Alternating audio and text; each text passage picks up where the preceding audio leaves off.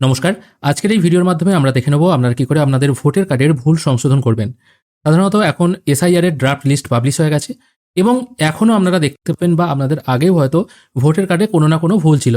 হয়তো সেটা ঠিকানার কোনো বানান ভুল হতে পারে, ডেট অফ বার্থের কোনো প্রবলেম হতে পারে, নিজের নামের প্রবলেম হতে পারে, ইত্যাদি ইত্যাদি।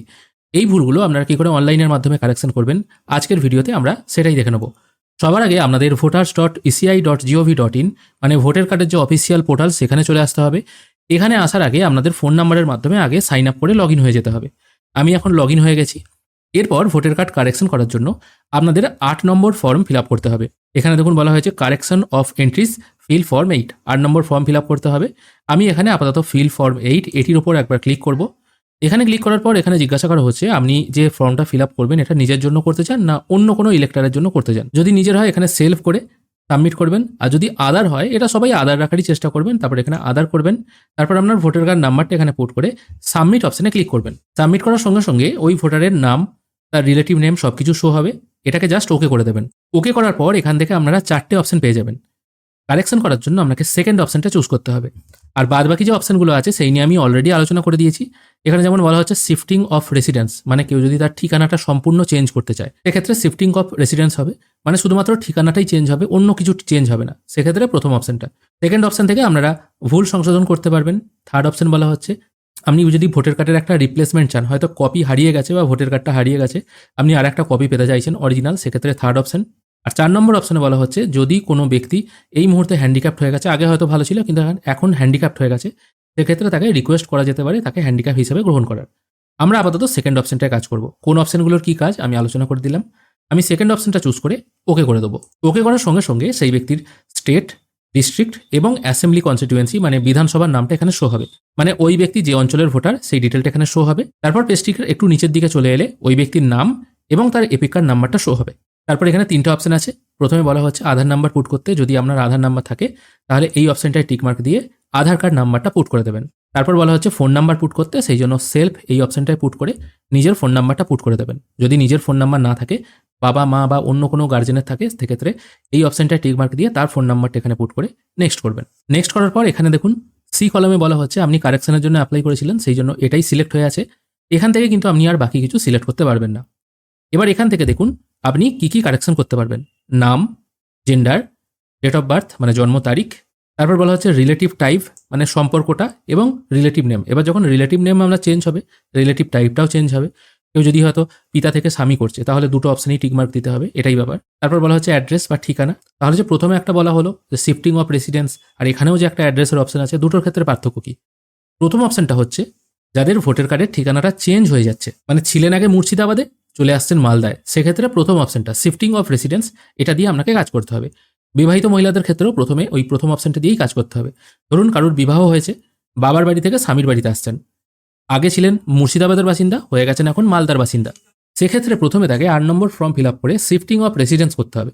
মানে তার নাম, রিলেটিভ নেমের জায়গায় তার বাবার নাম, এগুলো সব ঠিক থাকবে বিয়ের আগে যেটা ছিল, শুধুমাত্র তার ঠিকানাটা চেঞ্জ হয়ে তার স্বামীর বাড়িতে হবে।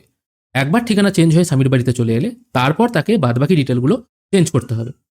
মানে বিবাহিত মহিলাদের দুবার করে 8 নম্বর ফর্ম ফিল আপ করতে হবে। এখানে আপনারা ফোন নাম্বারও চেঞ্জ করতে পারেন আর ফটোটাও চেঞ্জ করতে পারেন। অবশ্য মনে রাখবেন এখানে আপনারা ম্যাক্সিমাম 4টে এন্ট্রি কিন্তু চেঞ্জ করতে পারবেন।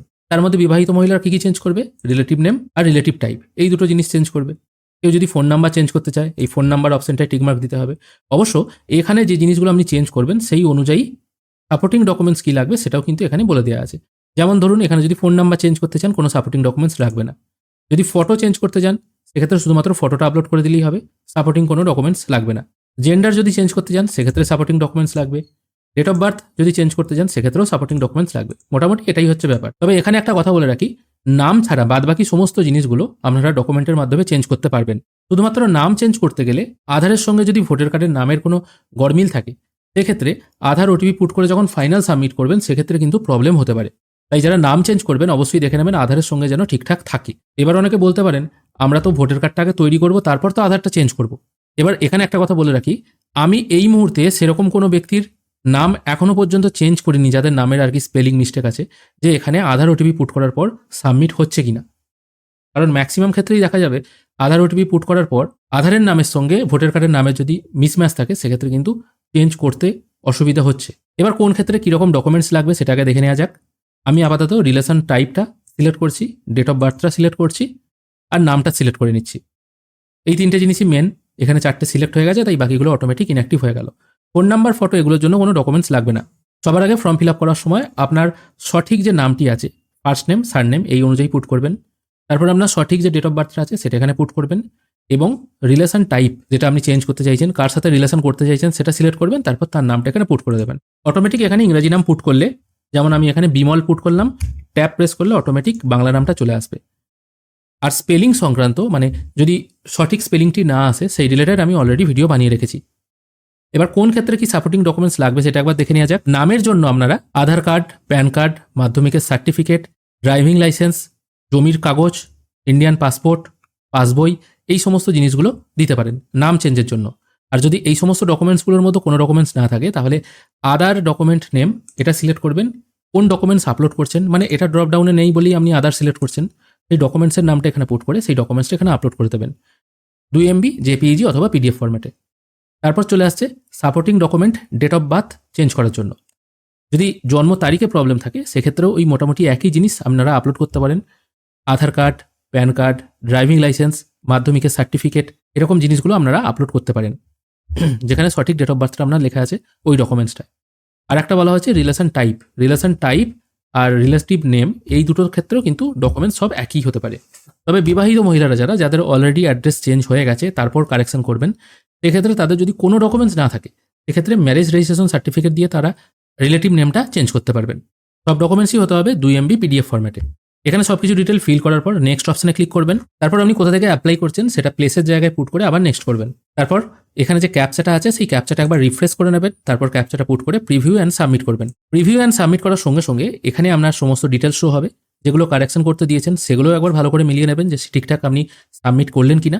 যদি মনে হয় সবকিছু ঠিকঠাক আছে তাহলে ই সাইন অ্যান্ড সাবমিট করবেন। তারপর ইয়েস করে দেবেন। এরপর আপনাকে ই সাইন করতে হবে। ই সাইন করার জন্য এখানে আপনার আধার নাম্বার পুট করবেন। তারপর গেট ওটিপি অপশনে ক্লিক করবেন। কিছুক্ষণের মধ্যেই আপনার আধার রেজিস্টার ফোনে একটি ওটিপি চলে আসবে, সেটা এখানে পুট করে এই অপশনটায় টিকমার্ক দিয়ে সাবমিট করবেন। ফর্ম এখানে সাবমিট হয়ে গেল, কিছুক্ষণ ওয়েট করবেন। তারপরে দেখুন ফর্ম কিন্তু এখানে সাবমিট হয়ে গেল। এরপর এটাকে ওকে করে দেবেন। এবার অ্যাপ্লাই করার পর স্ট্যাটাস কি করে দেখবেন, স্ট্যাটাস দেখার জন্য আবার এই পেজে চলে আসবেন। এখানে আসার পর ট্র্যাক অ্যাপ্লিকেশন স্ট্যাটাস বলে একটি অপশন আছে, এখানে ক্লিক করবেন। এখানে আপনার রেফারেন্স নাম্বার দিয়ে সাবমিট করলেই আপনারা ফর্মের স্ট্যাটাস দেখতে পাবেন। অবশ্য শুধু অনলাইনে ফিল আপ করলে হবে না, এরপর আপনাকে ফিল্ড ভেরিফিকেশন করতে হবে। সেটা বিএলও বাড়িতে এসেও করতে পারে, অথবা আপনাকে পঞ্চায়েতে গিয়েও অথবা বিডিও অফিসে গিয়েও করতে হতে পারে। সেটা আপনাকে উপস্থিত থেকেই করতে হবে। আজকের ভিডিও এখানেই শেষ করছি। ভিডিও যদি ভালো লেগে থাকে অবশ্যই একটি লাইক করবেন। ভিডিও দেখার জন্য অসংখ্য ধন্যবাদ। ভালো থাকবেন।